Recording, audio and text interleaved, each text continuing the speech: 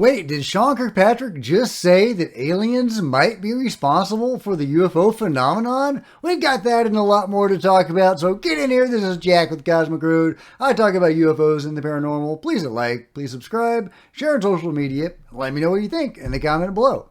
Okay, from the Hill, we've got this week, the director of the U.S. government's UFO analysis office stated that there is evidence of concerning UFO activity in our backyard. According to physicist Sean Kirkpatrick, who heads AARO, this alarming UFO activity can be attributed to one of two extraordinary sources, either a foreign power or aliens. Wow, what a startling admission from the lovely Dr. Sean Kirkpatrick. Imagine that non-humans could be responsible for some of what we are seeing. I love it. Too little, too late, and after much lying and disinformation and obfuscation.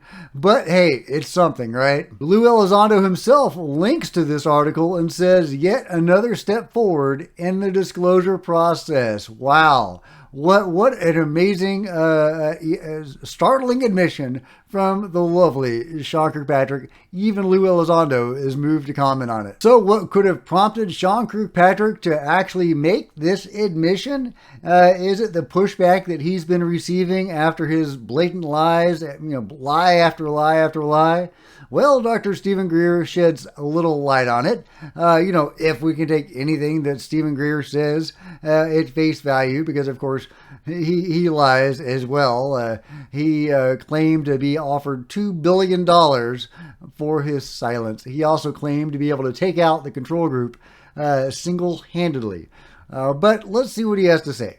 A woman who is one of the highest ranking people in the Pentagon, because he has not put forward to the public or to the members of Congress the full scope of the evidence and testimony he's collected.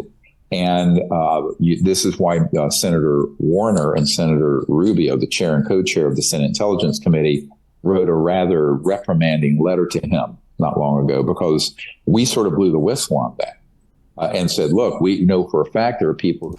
Okay, Greer is taking credit for it, of course, but yeah, so it appears, according to Greer, that Marco Rubio and Senator Warner sent a reprimanding letter to Sean Kirkpatrick because of his lies. So, very interesting. What will become of it? Will he get anything more than a stern letter after spreading disinformation and blatantly lying to Congress? I mean, there is a word for lying to Congress. So, and that is a crime. So, will anything happen to him? I sincerely doubt it, but at least he did get a stern letter. Meanwhile, in an interview with Matt Laszlo, Eric Burlison had some interesting comments, and I'm just going to go with his final thought. He says, this time around, there's no reason why they cannot give us access to the Grusch report. So I want to be able to read the Grusch report directly. So I'm very encouraged by that comment. It sounds like the Congress people that go to that skiff are actually going to be able to get the David Grusch material.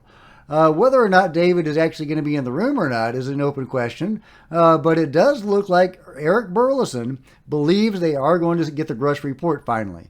Now, Eric Burlison is not a UFO believer, or at least not a believer in a non-human explanation for the UFO phenomenon, but he is committed to finding out the truth behind the UFO phenomenon, and I salute that. So let's see what happens during that skiff.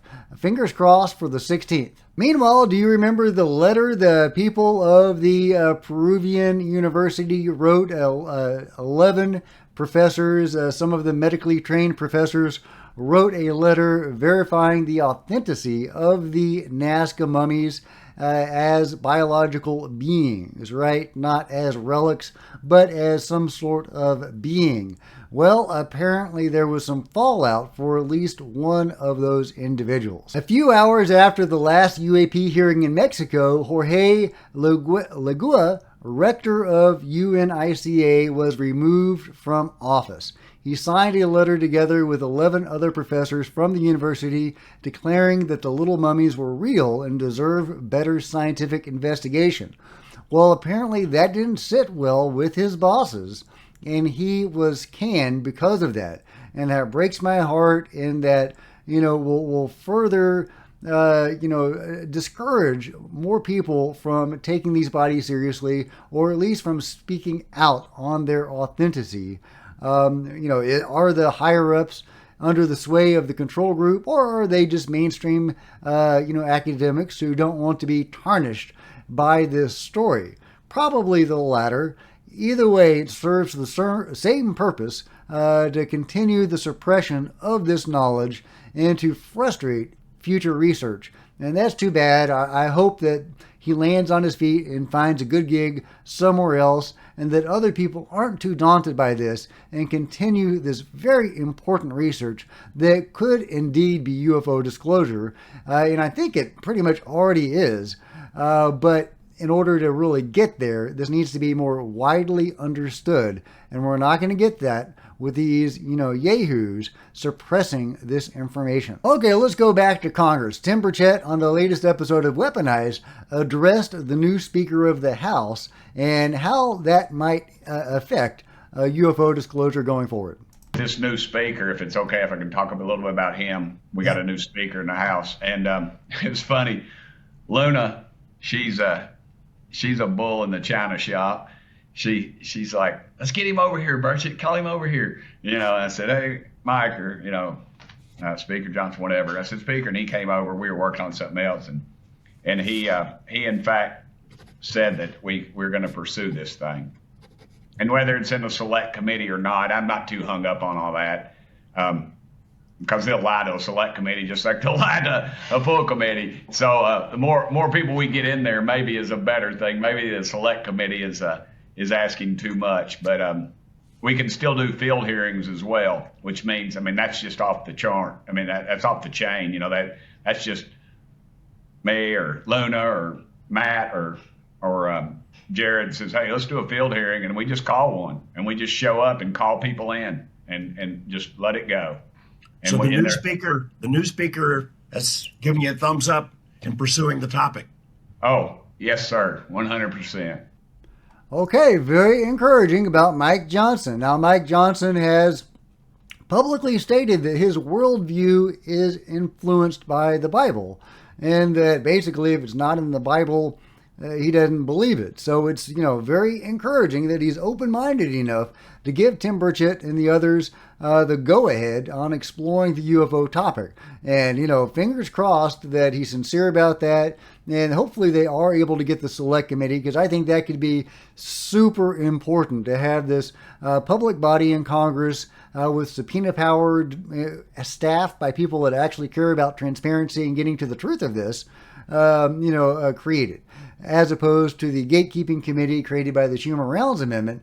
And as important as the Schumer-Rounds Amendment is, having that gatekeeping committee filter out the information to the public that they want us to have, isn't as encouraging as the possibility of this select committee and subpoenaing people, potentially witnesses that David Grusch interviewed to actually publicly testify. So, but anyway, so there you go. Mike Johnson has given the thumbs up for this, and we'll see where it goes from there. However, there are problems within Congress. In that same interview, Tim Burchett said a powerful member of the House with connections to the Pentagon, clearly referring to Mike Turner, our old enemy, Mike Turner, is trying to make sure that Burchett doesn't get reelected because of his support for transparency on the UFO issue. So if that's true, that's dire, and it definitely hints that Mike Turner is a direct agent of the UFO control group, which is something that, I've suspected since he reared his ugly head and inserted himself in all of this.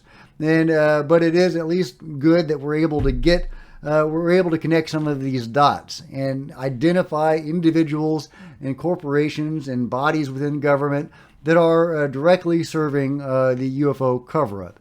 And Mike Turner seems to be one of those. I hope he's not successful in, tarnishing Tim Burchett or, preventing him from getting reelected, because we need him. He is our best ally in Congress at the moment. on getting to the truth behind the UFO phenomenon. Oh, and here's an interesting article from Psychology Today, the surprising psychology of UFO reporting. Let's see, let me just skip down. Studies of people who report seeing UFOs or UAP show that very few such individuals exhibit psychopathology or are simply trying to grab attention or sell their stories for financial gain. Rather, researchers concluded that the vast majority of those who report seeing extraordinary aerial phenomena truly believe they saw what they saw was real, and that, in fact, what they saw was not an hallucination. So isn't that amazing? Psychology Today, mainstream science, getting aboard the UFO train. One more piece of encouragement for UFO disclosure, and I love it. I recently talked about the idea that aliens or non-humans could have edited the human genome and been responsible for the evolution of man. Well, there's a really interesting book that I keep on seeing quotes from that I have not read yet called The Alien Gene. And the one has a really interesting quote from it. Given my current area of research, I did ask her what she had discovered about DNA and the alleged interference with the human genome. She indicated that in the beginning, they had removed some original DNA to stop us using powers that we and they may not be able to control. Are some people now being enhanced with some of the missing genes? Is that what the alien abduction phenomenon is about? Is inserting or reinserting those genes that had been removed, giving people greater abilities? That might explain why a lot of abductees do have enhanced abilities after their abductions begin, and why some beings are actually teaching them how to use these abilities.